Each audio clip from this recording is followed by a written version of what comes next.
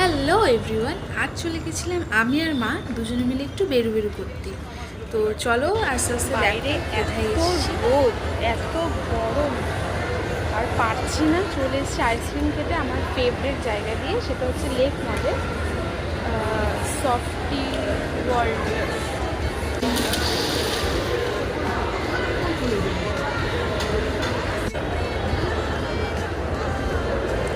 এটা হচ্ছে black currant, it's my favourite.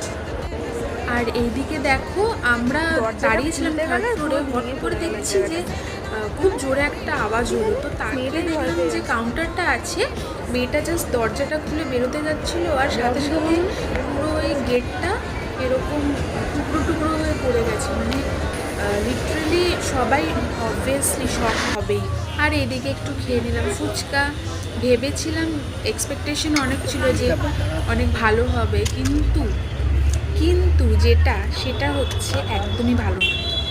এটা হলো ফিশ ফ্রাই।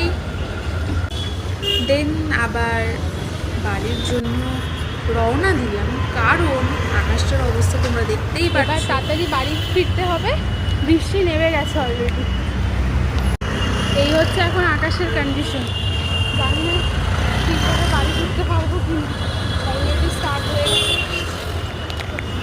তারপর দেখো, যেটার জন্য আমি ভয় পাচ্ছিলাম সেইটাই হলো, বৃষ্টি নেমেই গেল।